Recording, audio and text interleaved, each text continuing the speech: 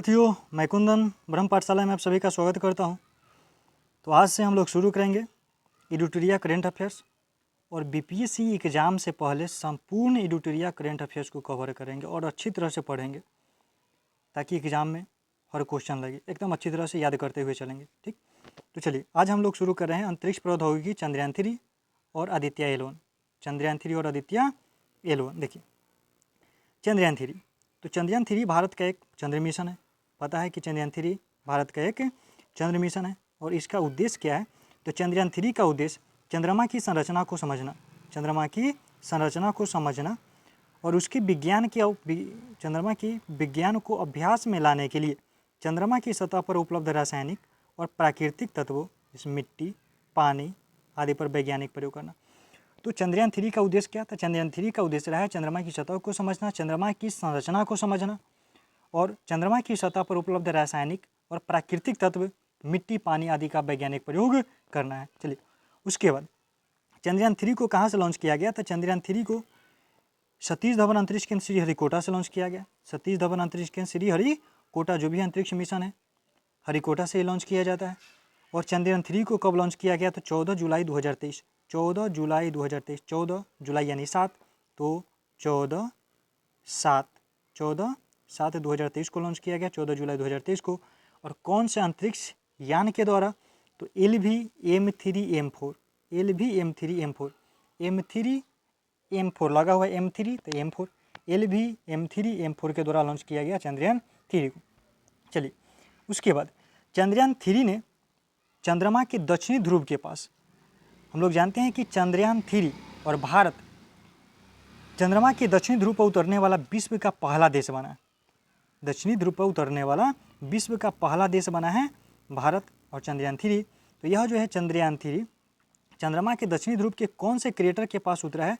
तो मैजिनस you. Question पूछा जा सकता है कि चंद्रयान-3 चंद्रमा के दक्षिणी ध्रुव के पास कहाँ पे, किस क्रेटर के पास सॉफ्ट लैंडिंग की है? तो मैजिनस यू, ध्यान में रखेंगे, मैजिनस यू क्रेटर के पास यह 40 दिनों की यात्रा के बाद सॉफ्ट लैंडिंग की है। कब? तो 23 अगस्त 2023 को, 23 अगस्त को और भारतीय समयानुसार संध्या 6:04 पे, 6:04 पे। तो एक लाइन में फिर से ध्यान कर ले, चंद्रयान-3 चंद्रमा के दक्षिणी ध्रुव, चंद्रयान-3 चंद्रमा के दक्षिणी ध्रुव के पास और कौन से क्रेटर के पास? तो मैजिनस यू क्रेटर के पास 40 दिनों की यात्रा के बाद 23 अगस्त 2023 को संध्या 6:04 पे सॉफ्ट लैंडिंग की। चलिए इसमें चंद्रयान-3 में इसरो के जो अध्यक्ष है कौन है? तो इसरो के अध्यक्ष है सोमनाथ। इसरो के अध्यक्ष कौन है? सोमनाथ। और इसरो के जो चंद्रयान-3 के जो प्रोजेक्ट डायरेक्टर है, क्वेश्चन यहीं से पूछा जाएगा, ध्यान में रखेंगे, प्रोजेक्ट डायरेक्टर चंद्रयान-3 के प्रोजेक्ट डायरेक्टर कौन थे? तो प्रोजेक्ट डायरेक्टर पी वीर मुथुवेल। प्रोजेक्ट तो पी से प्रोजेक्ट पी प और पी वीर मुथुवेल, ध्यान में सेट करके हुए चलेंगे। करंट अफेयर्स जब तक सेट नहीं कीजिएगा याद नहीं रहेगा। तो प्रोजेक्ट डायरेक्टर पी वीर मुथुवेल और mission director, mission Mohan Kumar, mission director Mohan Kumar और प्रोजेक्ट डायरेक्टर पी वीर मुथुवेल। चलिए इसमें चंद्रयान-3 में कितने मॉड्यूल है? तो चंद्रयान-3 में 3 मॉड्यूल लगे हुए हैं। चंद्रयान-3 में 3 module, propulsion module, lander module और rover module. Propulsion module, lander module और रोवर मॉड्यूल, तीनों का काम समझते हैं। जैसे प्रोपल्सन मॉड्यूल का क्या काम रहा? तो देखिए प्रोपल्सन मॉड्यूल का काम है कि यह लैंडर और रोवर को चंद्र कक्ष में, लैंडर को और रोवर को चंद्र कक्ष में 100 किलोमीटर तक यह ले जाएगा। और इसमें प्रोपल्सन मॉड्यूल में एक यंत्र लगा हुआ है, विशेष यंत्र लगा हुआ है, और ये तो ध्यान में रखेंगे, यहीं से क्वेश्चन पूछा जाएगा। प्रोपल्सन मॉड्यूल में एक यंत्र लगा हुआ है SHAPE, SHAPE लगा हुआ है। इसका फुल फॉर्म है SHAPE का spectropolarimetry of habitable planetary earth, spectropolarimetry of habitable planetary earth. इसका काम क्या है? तो यह SHAPE जो है यह चंद्रमा की कक्षा से चंद्र कक्षा से पृथ्वी का ध्रुवीय माप के साथ साथ महत्वपूर्ण अध्ययन करेगा। मतलब चंद्र कक्षा से पृथ्वी के ध्रुवीय माप का अध्ययन करेगा SHAPE। तो कोई क्वेश्चन पूछा जाए कि प्रोपल्सन मॉड्यूल में जो मॉड्यूल है, प्रोपल्सन मॉड्यूल में कौन सा यंत्र लगा हुआ है जो कि चंद्र कक्षा से पृथ्वी का ध्रुवीय माप का अध्ययन करेगा? तो शेप करेगा, शेप, स्पेक्ट्रोपोलरिमेट्री, हैबिटेबल प्लेनेटरी अर्थ। चलिए उसके बाद चंद्रयान 3 के जो लैंडर का नाम है, चंद्रयान 3 के लैंडर का नाम विक्रम और रोवर का नाम प्रज्ञान। चंद्रयान 2 में भी यही नाम था, लैंडर का नाम विक्रम था और रोवर का नाम प्रज्ञान था। रोवर में कितने पहिए? तो रोवर में 6 पहिए लगे हुए हैं। उसके बाद विक्रम लैंडर में 4 पेलोड, क्वेश्चन पूछा जाएगा विक्रम लैंडर में कितने पेलोड लगे हुए हैं? तो लैंडर में 4 पेलोड, लैंडर में 4 पेलोड लगे हुए हैं। रामभा, उसके बाद CHASTE, ILSA और LRA, रामभा, CHASTE, ILSA और LRA। कहीं क्वेश्चन पूछा जाए कि इनमें से कौन सा पेलोड नहीं है, तो ध्यान में रखेंगे रामभा, CHASTE, ILSA और LRA, 4 पेलोड लगे हुए हैं। विक्रम लैंडर में कितने पेलोड लगे हुए हैं? तो 4 पेलोड लगे हुए हैं। चलिए उसके बाद प्रज्ञान रोवर पर 2 पेलोड, लैंडर में 4 पेलोड, लैंडर में कितने पेलोड? तो लैंडर में 4 पेलोड और रोवर में 2, लैंडर में 4 और रोवर में 2 पेलोड लगे हुए हैं। और इन दोनों का काम है, पहला जो प्रज्ञान में, रोवर में लेजर इंड्यूस ब्रेकडाउन स्पेक्ट्रोस्कोप और alpha particle X ray spectrometer, alpha particle X ray spectrometer लगा हुआ है। और इसका उद्देश्य क्या है? इसका जो काम था, लैंडिंग स्थल जहाँ चंद्रयान 3 लैंड किया है, उस लैंडिंग स्थल के आसपास का जो मौलिक संरचना है उसको प्राप्त करना, मौलिक संरचना को प्राप्त करना। तो कहीं क्वेश्चन पूछा जाए कि प्रज्ञान में कितने, पहला क्वेश्चन प्रज्ञान में कितने पेलोड लगे हुए हैं? तो प्रज्ञान में 2, लैंडर में 4 और प्रज्ञान में 2। और इसमें जो 2 पेलोड लगे हुए थे उसका काम क्या था? तो लैंडिंग स्थल, चंद्रयान 3 का जो मतलब रोवर का जो लैंडिंग स्थल था, उस लैंडिंग स्थल की मौलिक संरचना प्राप्त करना। ठीक, चलिए उसके बाद रोवर प्रज्ञान लैंडर विक्रम के साथ कम्युनिकेशन करेगा और डेटा इकट्ठा करेगा। उसके बाद चंद्रयान 3 मिशन के दौरान रोवर के टायरों पर, बहुत इंपॉर्टेंट, ध्यान में रखेंगे, रोवर के टायरों ने चंद्रमा की सतह पर भारत का राष्ट्रीय चिन्ह अशोक स्तंभ का निशान बनाया। ध्यान में रखेंगे, चंद्रमा की सतह पर जब लैंड किया और चला रोवर जब उस पर रन किया है, तो उसके टायरों से, रोवर के टायरों से चंद्रमा की सतह पर कौन सा निशाना बनाया गया है? तो अशोक स्तंभ का निशान बनाया। ध्यान में रखेंगे, अशोक स्तंभ का निशान बनाया गया है। उसके बाद चंद्रयान 3 ने चंद्रमा की सतह पर 1 चंद्र दिवस तक कार्य किया। 1 चंद्र दिवस अर्थात पृथ्वी के हिसाब से 14 पृथ्वी दिवस, 14 दिनों तक काम किया। चंद्र के हिसाब से 1 चंद्र दिवस और पृथ्वी के हिसाब से 14 पृथ्वी दिवस तक काम किया, यानी कि 14 दिनों तक वहाँ यह काम किया। चलिए उसके बाद अन्य बिंदु में देखिए, भारत जो है, भारत चंद्रमा के दक्षिणी ध्रुव पर पहुंचने वाला दुनिया का पहला देश बन गया है। और अमेरिका, रूस और चीन के बाद भारत चंद्रमा पर सॉफ्ट लैंडिंग करने वाला चौथा देश। तो सॉफ्ट लैंडिंग करने वाला चौथा देश अमेरिका, रूस और चीन के बाद, और दक्षिणी ध्रुव पर पहुंचने वाला पहला देश बना है। ठीक, चलिए, और यहाँ से अब जो महत्वपूर्ण पॉइंट है, बहुत महत्वपूर्ण है यह क्वेश्चन, ठीक, कि चंद्रयान 3 चंद्रमा पर जहाँ लैंडिंग किया है उस पॉइंट को नाम दिया गया है, ठीक, शिव शक्ति पॉइंट। देखिए, प्रधानमंत्री नरेंद्र मोदी ने घोषणा की कि चंद्रमा पर जिस जगह विक्रम लैंडर उतरा उसे शिव शक्ति पॉइंट कहा गया। शिव शक्ति पॉइंट, ध्यान में रखेंगे, शिव शक्ति पॉइंट कहा गया। और चंद्रयान 2 के जहाँ पदचिन्ह पड़े थे उसको नाम दिया गया तिरंगा पॉइंट। चंद्रयान 3 में जहाँ लैंडिंग किया है विक्रम, उसको नाम दिया गया है शिव शक्ति पॉइंट, और चंद्रयान 2 में तिरंगा पॉइंट। उसके बाद देखिए, प्रधानमंत्री नरेंद्र मोदी इसके साथ साथ 30 अगस्त के दिन को नेशनल स्पेस डे के रूप में मनाया जाएगा। घोषणा कर दी है प्रधानमंत्री नरेंद्र मोदी जी कि 30 अगस्त को लैंडिंग किया था चंद्रयान 3 चंद्रमा की सतह पर।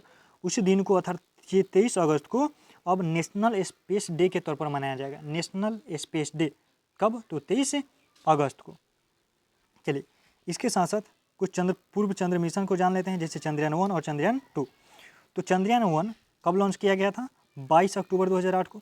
चंद्रयान 1 22 अक्टूबर 2008 को लॉन्च किया गया था PSLV XLC-11 से। और चंद्रयान 2 22 अक्टूबर, 22 जुलाई, 14 जुलाई। चंद्रयान चंद्रयान 22 अक्टूबर 2008 को। उसके बाद चंद्रयान 2 22 जुलाई 2019 को और चंद्रयान 3 14 जुलाई 2023 को। और यह चंद्रयान 3 कब वहाँ सॉफ्ट लैंडिंग की, तो 23 अगस्त को। तो डेट 22, 23 को यह लॉन्च किया था और 23 को यह उतरा है। तो चंद्रयान 2 22 जुलाई 2019 को GSLV मार्क 3 द्वारा लॉन्च किया गया था। इसमें एक ऑर्बिटर ने सफलतापूर्वक चंद्रमा की कक्षा में प्रवेश किया, किंतु विक्रम लैंडर सुरक्षित लैंडिंग में विफल रहा था। यह 2.1 किलोमीटर पहले क्या किया था, क्रैश हो गया था। तो चलिए चंद्रयान 3 हम लोग समझ गए, चंद्रयान 3 से कवर की। तो चंद्रयान 3 एक बार रिवीजन कर लेते हैं। चंद्रयान 3 भारत का चंद्र मिशन रहा। इसका उद्देश्य क्या था, तो चंद्रमा की सतह को, चंद्रमा की संरचना को समझना और चंद्रमा की सतह पर जो रासायनिक प्राकृतिक तत्व है, मिट्टी, पानी इत्यादि का वैज्ञानिक प्रयोग करना, उसका अध्ययन करना। किससे, तो चंद्रयान 3 LVM-3M4 अंतरिक्ष यान से लॉन्च किया गया 14 जुलाई 2023 को। श्रीहरिकोटा से लॉन्च किया गया और यह चंद्रमा के दक्षिणी ध्रुव पर मैजिनस यू नामक क्रेटर के पास 40 दिनों की यात्रा के बाद 23 अगस्त को भारत के समयानुसार 6:04 पर लैंडिंग की। इसरो के अध्यक्ष सोमनाथ हैं और इसमें जो प्रोजेक्ट डायरेक्टर तो पी वीरमुथुवेल और यह मिशन डायरेक्टर तो मोहन कुमार रहे। ठीक, उसके बाद देखिए 3 मॉड्यूल लगे हुए हैं इसमें, प्रोपल्सन मॉड्यूल, लैंडर मॉड्यूल और रोवर मॉड्यूल। ठीक, प्रोपल्सन मॉड्यूल का काम था लैंडर को और रोवर को चंद्र कक्षा में 100 किलोमीटर तक ले जाना। इसमें एक यंत्र लगा हुआ है प्रोपल्सन मॉड्यूल में, शेप का काम क्या है, तो इसका काम है चंद्र कक्षा से पृथ्वी का ध्रुवीय माप का अध्ययन करना। उसके बाद चंद्रयान 3 के लैंडर का नाम विक्रम और रोवर का नाम प्रज्ञान। रोवर में 6 पहिए लगे हुए हैं। यहाँ से ध्यान में रखेंगे विक्रम लैंडर में कितने पेलोड है, इसमें 4 पेलोड और रोवर में 2, लैंडर में 4 और रोवर में 2, जिसमें 4 कौन कौन है, रामबा, चाइएसटी, ILSA और LRA, और रोवर में 2 है लेजर इंड्यूस ब्रेकडाउन स्पेक्ट्रोस्कोप और अल्फा पार्टिकल एक्सरे स्पेक्ट्रोमीटर। इसका काम क्या था, तो जो रोवर में जो पेलोड लगे हैं उसका काम था लैंडिंग स्थल के आसपास के मौलिक संरचना को प्राप्त करना। ठीक, चलिए उसके बाद है कि चंद्रयान 3 मिशन जो है, इसमें रोवर के टायर चंद्रमा की सतह पर जो रन किया है तो कौन सा निशान को बना है, तो अशोक स्तंभ का निशान बना है, ध्यान में रखेंगे अशोक स्तंभ। और यह 14 दिनों तक काम हुआ करेगा, मतलब एक चंद्र दिवस तक काम करेगा। उसके बाद क्या था कि भारत जो है चंद्रमा के दक्षिणी ध्रुव पर पहुंचने वाला दुनिया का पहला देश बना है और चंद्रमा की सतह पर सॉफ्ट लैंडिंग करने वाला अमेरिका, रूस और चीन के बाद चौथा देश बना। ठीक, जहाँ पर लैंडर विक्रम जो है लैंडर उतरा है, उसका नाम क्या दिया गया था, शिव शक्ति पॉइंट नाम दिया गया। शिव शक्ति पॉइंट नरेंद्र मोदी नाम दिए हैं, घोषणा की, शिव शक्ति पॉइंट कहा जाएगा। और चंद्रयान 2 को तिरंगा पॉइंट के नाम से जाना जाएगा और 30 अगस्त को यह सॉफ्ट लैंडिंग की और इसीलिए 30 अगस्त को नेशनल स्पेस डे के तौर पर मनाया जाएगा, नेशनल स्पेस डे 23 अगस्त को। चलिए उसके बाद अब जानते हैं आदित्य L1 सूर्य को अध्ययन करेगा। आदित्य L1 सूर्य के व्यापक अध्ययन के समर्पित ग्रह अध्ययन के लिए, जिसके प्रोजेक्ट डायरेक्टर निगर साजी, ध्यान में रखेंगे। आदित्य L1 के जो प्रोजेक्ट डायरेक्टर है आदित्य L1 के निगर साजी। आदित्य L1 के प्रोजेक्ट डायरेक्टर निगर साजी और mission director Biju SR। Aditya L1 के मिशन डायरेक्टर बीजू SR और प्रोजेक्ट डायरेक्टर निगर साजी। चलिए उसके बाद संस्कृत में आदित्य L1 मतलब आदित्य का अर्थ क्या होता है, तो सूर्य। संस्कृत में आदित्य का अर्थ होता है सूर्य। और L1 इटली के खगोल शास्त्री थे, उसी के नाम पर यह रखा गया नाम L1 जो है सूर्य पृथ्वी प्रणाली के लैंग्वेज पॉइंट 1 एक स्थान है, पॉइंट है। ठीक, L1 लैंग्वेज पॉइंट 1 को संदर्भित करता है। देखिए L1 क्या है, तो L1 अंतरिक्ष में एक वह स्थान है, एक स्थान है जहाँ सूर्य और पृथ्वी जैसे 2 खगोलीय पिंड, फिर सूर्य और पृथ्वी जैसे 2 खगोलीय पिंडों के गुरुत्वाकर्षण बल संतुलन में रहते हैं। सूर्य और पृथ्वी जैसे 2 खगोलीय पिंडों के गुरुत्वाकर्षण बल संतुलन में रहते हैं, तो यह L1 है। तो आदित्य L1 कहने का मतलब आदित्य तो अर्थात सूर्य, और L1 एक बिंदु है, एक पॉइंट है, लैंग्वेज पॉइंट, जहाँ सूर्य और पृथ्वी और इस प्रकार के 2 खगोलीय पिंडों का गुरुत्वाकर्षण बल संतुलन में रहता है। ठीक, चलिए उसके बाद इसरो ने 2 सितंबर 2023 को अपने सूर्य मिशन आदित्य L1 को प्रक्षेपित किया। तो आदित्य L1 कब छोड़ा गया, 2 सितंबर 2023 को। आदित्य एल 1 कब छोड़ा गया? 2 सितंबर 2023 को। और कहाँ से? तो वहीं से छोड़ा जाता है, श्रीहरिकोटा से। कोई भी अंतरिक्ष यान हो, श्रीहरिकोटा सतीश धवन अंतरिक्ष केंद्र से ही लॉन्च किया जाता है। और ध्यान में रखेंगे कौन से अंतरिक्ष यान से? तो PSLV C57, PSLV C57। देखिए, चंद्रयान 3 लॉन्च किया गया LV M3 M4 से, और आदित्य एल 1 PSLV C57 के माध्यम से।